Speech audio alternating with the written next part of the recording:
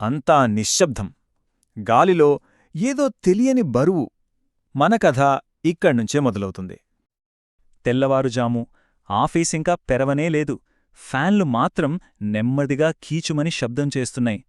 అంతా మామూలుగానే ఉన్నట్టు కనిపిస్తుంది గదా, కాని అక్కడ ఏదో తేడాగా ఉంది. మన కళ్ళు ఇప్పుడు ఆఫీస్ మూలన ఉన్న ఒకే ఒక వస్తువు వైపు వెళ్తున్నాయి. అదేంటంటే పాత కాగితాలు, టీ కప్పులతో నిండిపోయున్న ఒక మామూలు చెత్తబుట్ట. అంటే ఇది 2019లో జరిగిందన్నమాట. దీని రిపోర్ట్లన్నింటినీ సీల్ చేసేశారు. ఈ ఒక్క మాట చాలు, ఇది కేవలం కట్టుకథ కాదని, బయట ప్రపంచానికి తెలియకుండా దాచిపెట్టిన ఒక నిజమైన సంఘటన అని అర్థం చేసుకోడానికి. సరే, ఇప్పుడు అసలు విషయానికొద్దాం. ఈ మొత్తం రిపోర్ట్కి కారణమైన ఆ వస్తువు, ఆ పెన్, దాని వెనకున్న చీకటి కథ ఏంటో చూద్దాం. చూశారు కదా, ఆ పెన్కి ఆ శాపం ఎలా అంటుకుందో. అంతా ఒకదాని తర్వాత ఒకటి జరిగిపోయింది.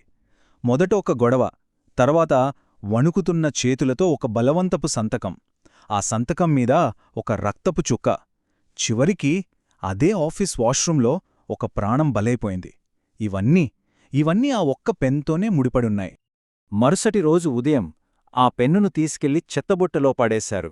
అంతే, ఆ విషాదానికి కారణమైన ఆ వస్తువు కథ ముగిసిపోయిందని, అందరూ దాన్ని మర్చిపోయారని అనుకున్నారు. కాని కొన్ని వస్తువులుంటాయి, వాటిని మనం పడేసినా సరే అవి ఎప్పటికీ మనల్ని వదిలివెళ్ళవు. ఇప్పుడు సీన్లోకి అనిత అనే ఒక జూనియర్ ఎంప్లాయీ వచ్చింది.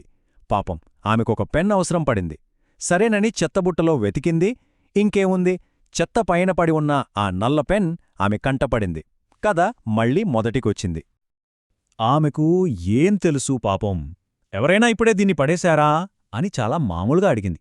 కాని ఆ చిన్న ప్రశ్న, దాని వెనకున్న భయంకరమైన గతం తెలియక గాలిలో అలానే నిశ్శబ్దంగా మిగిలిపోయింది. అయితే అసలు విచిత్రం ఇక్కడే మొదలైంది. ఆ పెన్ వాడటం మొదలుపెట్టగానే ఆమె చేతిరాత పూర్తిగా మారిపోయింది. గుండ్రంగా ఉండే ఆమె అక్షరాలు ఇప్పుడు కఠినంగా, పదునుగా తయారయ్యాయి. అంతకన్నా భయంకరమైన విషయమేంటంటే, మీటింగ్ నోట్స్ రాసుకుందామని కూర్చుంటే దానిమీద సంతకం చేయి, ముగించు అని రాసి ఉంది. ఆలోచించండి, ఎంత భయానకంగా ఉంటుందో. అయితే ఆ పెన్ ప్రభావం ఒక్క అనితతోనే ఆగిపోలేదు. అది నెమ్మదిగా ఆఫీసంతా పాకడం మొదలుపెట్టింది. ఆఫీసులో స్టాఫ్ అంతా ఉన్నట్టుండి దూకుడుగా ప్రవర్తించటం మొదలుపెట్టారు. అందరిలోనూ ఆందోళన, నిద్రలేని రాత్రులు. కొంతమందికైతే ఏవో గుసగుసలు వినిపించడం కూడా మొదలైంది. ఇదంతా కేవలం యాదృచ్ఛికమైతే కాదు కదా. అన్నింటికన్నా విచిత్రమైన విషయమేంటంటే, ఆ పెన్ను ఎవరి జేబులోనూ ఉండేది కాదు.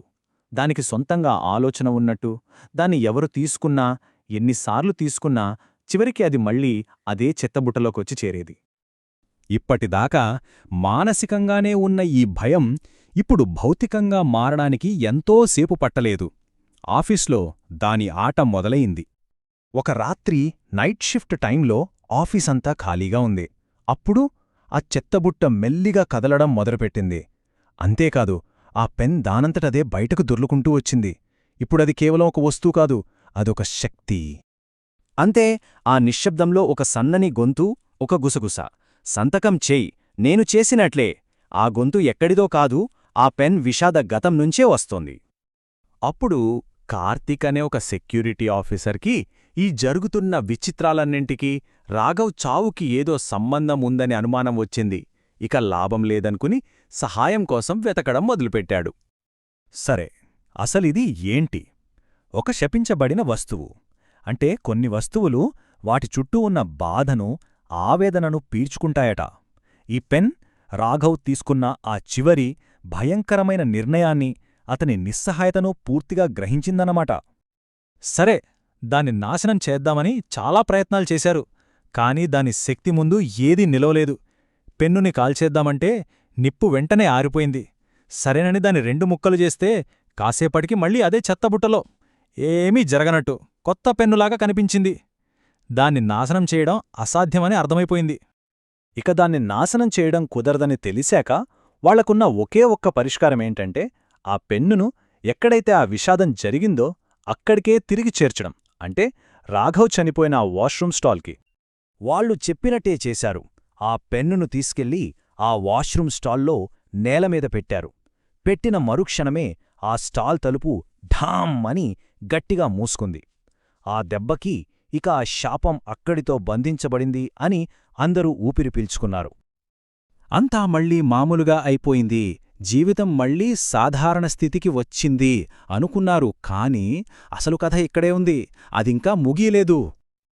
కొన్నాళ్ల తర్వాత ఆఫీస్లో ఒక కొత్త ఉద్యోగి చేరాడు. అతను తన బ్యాగ్ తెరిచాడు.